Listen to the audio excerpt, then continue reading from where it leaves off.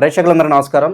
ఈరోజు మన స్టూడియోలో ప్రముఖ తంత్ర జ్యోతిష్యులు, జ్యోతిష రత్న, జ్యోతిష సామ్రాట్ చింతా రుక్మాన్ గదరావు గారు మనతో ఉన్నారు. గురుగారితో మాట్లాడేద్దాం. నమస్కారం గురుగారు. మాతృదేవోభవ, పితృదేవోభవ, ఆచార్య దేవోభవ. గురుగారు, 2025 జూలై మాసం తులారాశి వారి పరిస్థితి ఏ విధంగా ఉంటుంది? బాగుంటుందంటారా, లేదంటే కాస్త ఇబ్బందికరంగా ఉంటుందంటారా? ఎలాంటి జాగ్రత్తలు తీసుకోవాలి?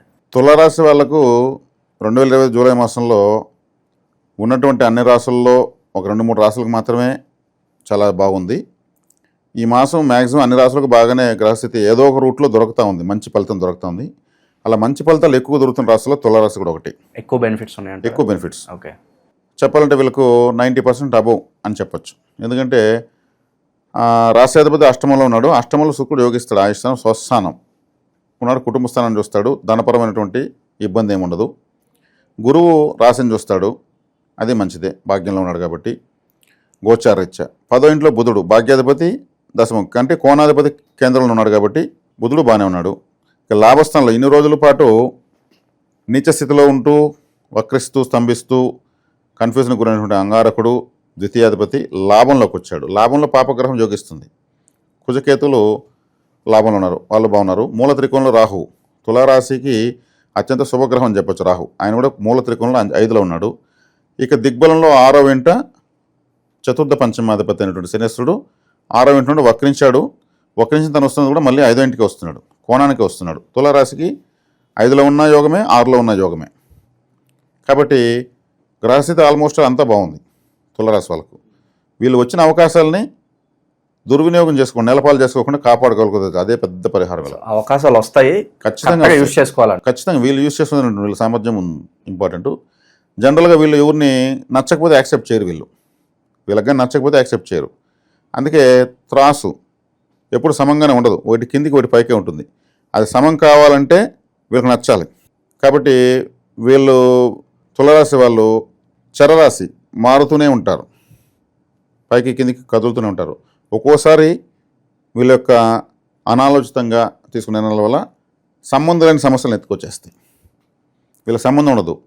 ఏదో మాట చెప్పడమో, ఏదో మధ్యలో నిల్చుకోవడమో, ఏదో సాక్షిగా ఉండడం వల్ల అక్కడ వచ్చిన నష్టాన్ని వీళ్ళు భరించే పరిస్థితికి వచ్చేస్తారు.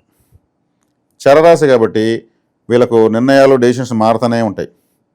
కొంచెం వీళ్ళని పొగుడుతూ వస్తే ఈజీగా వీళ్ళని హ్యాండిల్ చేసి అమర్చేయచ్చు.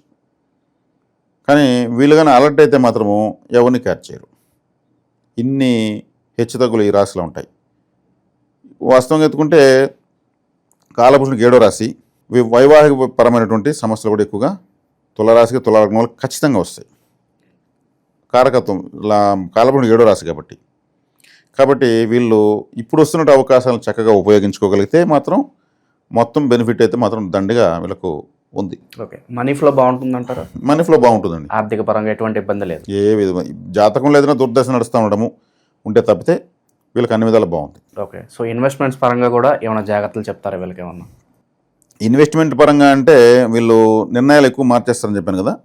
కొంచెం ఓపిక బట్టి స్థిరంగా ఆలోచించి చేయగలిగితే లాభాలు ఉన్నాయి, బెనిఫిట్స్ ఖచ్చితంగా వస్తాయి, నష్టాలు అయితే ఏం రావు. సో భూమికి పరంగా ఏదైనా జాగ్రత్తలు తీసుకోవాలా? అంటే ఇల్లు కొనుక్కోవాలి, లేదంటే స్థలం కొనుక్కోవాలని ఆలోచనలో ఉంటారు కదా, అలాంటి వాళ్ళు ఏదైనా జాగ్రత్తలు తీసుకోవాలి? వీళ్ళు స్వతహాగా ఇల్లు కట్టాలని ప్రయత్నించేదానికన్నా కట్టుండే ఇల్లు కొనుక్కోవడం బెటరు. కట్టిపెట్టి రెడీగా ఉంటాయి, ఫ్లాట్స్ అంటారు, అపార్ట్మెంట్స్ అంటారు, ఆ టైప్ కొనుక్కోవడం బెటరు. దాంట్లో కొంచెం ఇప్పుడు ఎక్కువగా ఇంజనీరింగ్ ప్లాన్లు ఎంటర్ అయిపోయినాయి. కుబేర స్థానంలో గడ సింహద్వారం ఉండడము, లోపల ఉండాల్సిన కలర్స్ లోపల, బయట ఉండాల్సిన కలర్స్ బయట. అంటే కలర్ థెరపీ అనేది ఒకటి ఉంది. కలర్ థెరపీ కూడా వాస్తుని ప్రభావితం చేసేస్తుంది. అలాంటివి చూసుకోవాలి వీళ్ళు. అంటే లేత రంగులు లోపల ఉండాలి, ముదురు రంగులు బయట ఉండాలి ఎప్పుడు. కానీ నాకు నచ్చిందని red related, blue black related, ఇటువంటి కలర్స్ లోపల కొట్టేస్తే ఇంట్లో ఉండాలనిపించదు. ఇంట్లోంచి బయట హాయిగా ఉంటుంది, నిద్ర కూడా సరిగ్గా రాదు ఎవరికైనా సరే. కాబట్టి ఆ కలర్ థెరపీని కూడా కరెక్ట్గా చూసుకోవాలి, సింహద్వారాన్ని చూసుకోవాలి. ఇల్లు కొనేయచ్చంటే కొనేస్తే అది డెడ్ అవుతుంది. ఇది కొంచెం జాగ్రత్త చూసుకోవాలి. ఏదైనా వీళ్ళకు అవసరం అనిపిస్తే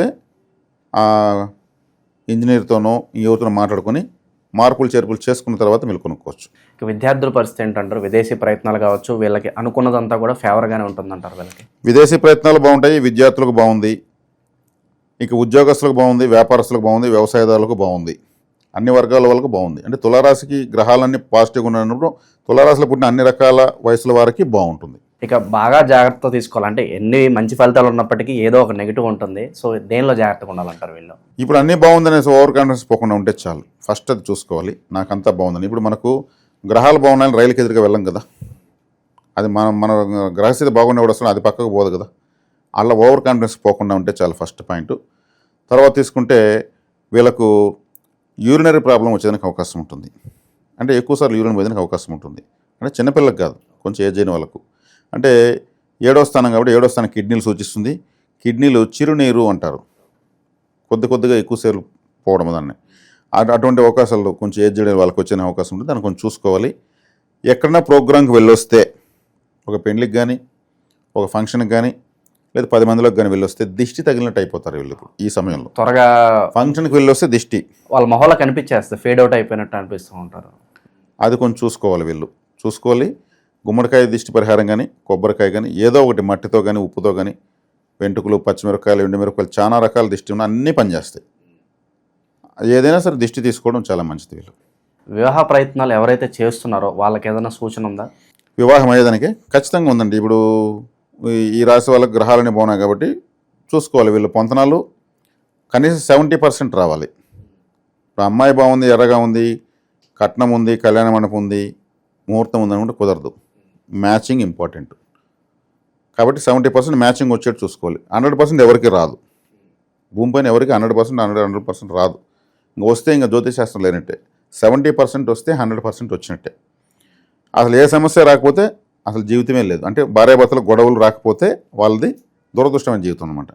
అదొక 30% లేకపోతే ఏం పోయిందేం లేదు. 70% వస్తే చాలా చూసుకొని వాళ్ళు ప్రొసీడ్ అవ్వచ్చు. సో కంపాటబిలిటీ ఎంత బాగున్నా కూడా ఈ రోజుల్లో సాధారణంగా ఎక్కువ విడిపోతుంది, డైవర్స్లో అవుతుంది. శాస్త్రం ప్రకారం దీన్ని ఎలా చూడొచ్చు అంటారు?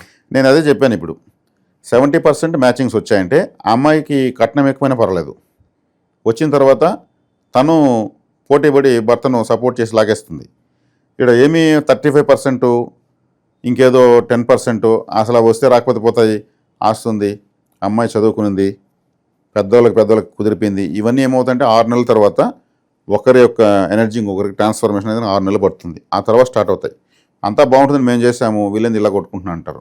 అక్కడేరా అంటే అత్యాసలకు పోవడము, ఏదో 4 సపరించి చేసుకోవడము.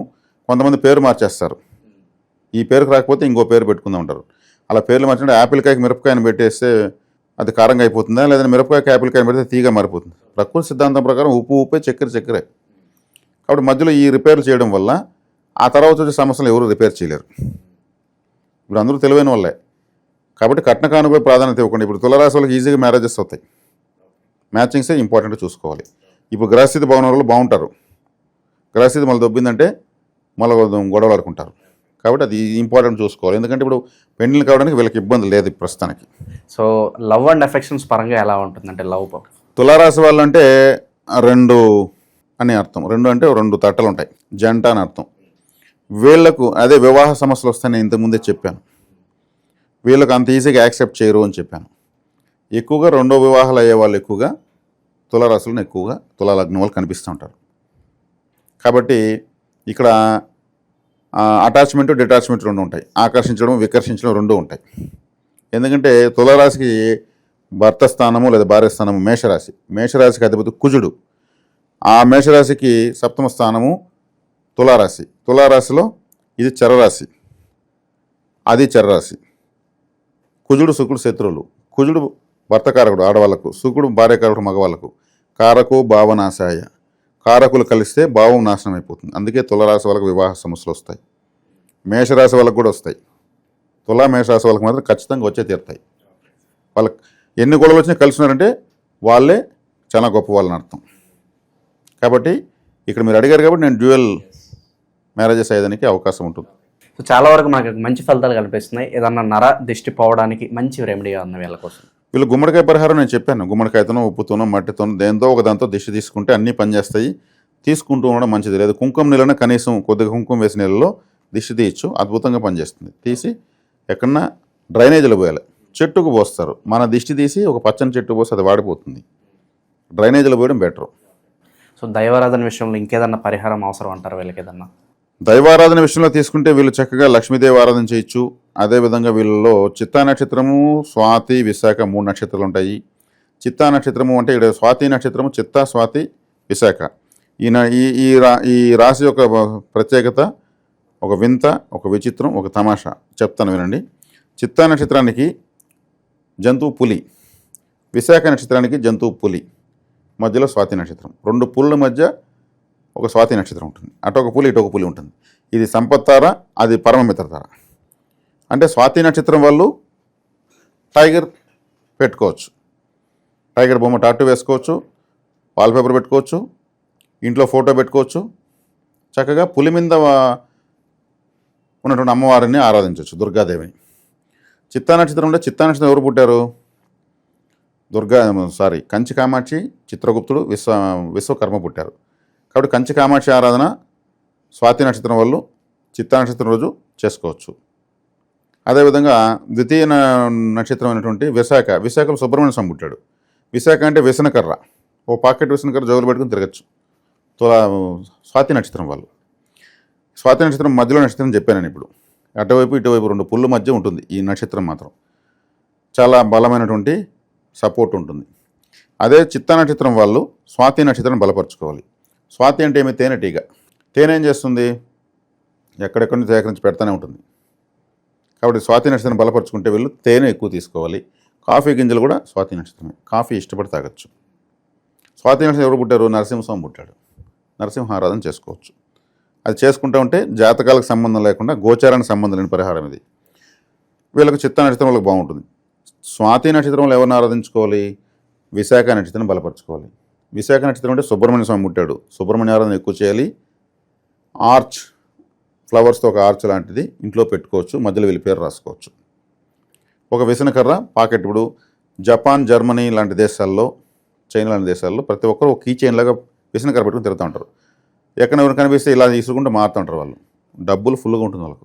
విశాఖ నక్షత్రం చేతిలో పెట్టుకుని తిరుగుతూ ఉంటారు వాళ్ళు. వీళ్ళు స్వాతి నక్షత్రం వాళ్ళు ఒక విసనకర్ర పాకెట్ విసన జోగులో పెట్టుకోవచ్చు, దాన్ని విసురుకుంటూ ఉండొచ్చు, ఇంట్లో కూడా పెట్టుకోవచ్చు. పెట్టుకోకపోతే మనం చేసేదేం లేదు. ఆ కారకత్వాలను, ఆ వస్తువులు మనం చెప్తున్నాం అంతే. విశాఖ నక్షత్రం వల్ల ఎవరిని బలపరచుకోవాలి? అనురాధ నక్షత్రం వల్ల బలపరచుకోవాలి. అనురాధ నక్షత్రం అంటే ఏమి? అదే దానికి జింక వస్తుంది, జంతువు. ఆ జింకల పార్కుకు వెళ్ళడము, జింకల ఫోటో పెట్టుకోవడము, ఆ జింకలు ఉన్నటువంటి బృందావనం పెట్టుకోవడము. తామర పువ్వు కూడా అనురాధ నక్షత్రమే. అదేవిధంగా అనురాధ నక్షత్రం అంటే మన యొక్క లెటిన్ బేషన్, మన మలమూత్ర విసర్జన స్థానం నక్షత్రం అనురాధ. కాబట్టి డ్రైనేజీ క్లీన్ చేసే వాళ్ళకు ఏదైనా స్నాక్స్ కొనివ్వడము, వాళ్ళని హ్యాపీగా పెట్టడము. హాస్పిటల్, అనురాధ నక్షత్రం అంటే హాస్పిటల్ శుభ్రం చేయడానికి floor cleaners, toilet cleaners, mop sticks, phenyls, acids లాంటివి తీసివ్వడం. అక్కడ శుభ్రమైన కొద్దికి వీళ్ళకు డబ్బులు వస్తూ ఉంటుంది. ఈజీ ఇవన్నీ. ఇంకెక్కడో కాశీ కవతల, పాకిస్తాన్ కవతల ఒక టెంపుల్ ఉంది, మీరు వెళ్ళే తీరాలి అంటే అది అయ్యే పని కాదు. ఉన్నాయి టెంపుల్ పరిహారాలు కూడా ఉన్నాయి, నేను చెప్పగలను. కానీ అందరూ చేసుకోవాలి కదా ఇది. కాబట్టి అనురాధ నక్షత్రం అంటే లెటిన్ బేషన్. ఎవరైతే విశాఖ నక్షత్రం ఉన్నారో వాళ్ళ ఇంట్లో బాత్రూమ్ వీళ్ళే క్లీన్ చేయాలి. విశాఖ నక్షత్రం ఉంటే వీళ్ళు లెటిన్ క్లీన్ చేస్తున్న డబ్బు వస్తుంది. బాత్రూంలో పోయి ఆలోచిస్తే ఐడియాలు వస్తాయి. ఎక్కువసేపు స్నానం చేయాలి, అక్కడ సంగీతం వింటూ స్నానం చేయాలి. కొంతమంది ఊళ్ళేస్తా వాళ్ళు విశాఖ నక్షత్రంలో పుట్టుంటారు, బాత్రూంలో పోతే పాటలు వస్తాయి వాళ్ళకు. ఎక్కువసేపు స్నానం చేస్తూ ఉంటారు, త్వరగా బయటికి రావాలి వాళ్ళు విశాఖ నక్షత్రం వాళ్ళు. ఓకే. లేదంటే వాళ్ళు అనురాధ తర్వాత జ్యేష్ఠ నక్షత్రంలో ఉంటారు. ఇట్లా విశాఖ అనురాధ నక్షత్రం అనుకూలంగా ఉన్న వాళ్ళు, సంపత్తార, క్షేమతార, సాధనతార, మిత్రతార, పరమిత్రతారగా ఉన్న వాళ్ళు బాత్రూంలో ఎక్కువసేపు ఉంటారు. ఇది సీక్రెట్. అంటే ఈ లక్షణం ఎందుకు వస్తుంది అడిగిపోతే వీళ్ళు యాక్టివేట్ అయిపోతారు, ఖుషిగా ఉంటారు. అది విషయం. కాబట్టి ఇలా బలపరచుకోవచ్చు సంపత్తారను. తులారాశి వాళ్ళకు చక్కగా బాగుంటుంది. ఓవరాల్గా ఈ జూలై మాసంలో తులారాశి వాళ్ళకి ఏ విధంగా ఉండబోతుంది, అలాగే ఎలాంటి పరిహారాలు చేసుకోవాలి, మీ మాటలు అద్భుతంగా వివరించారు. ధన్యవాదాలు.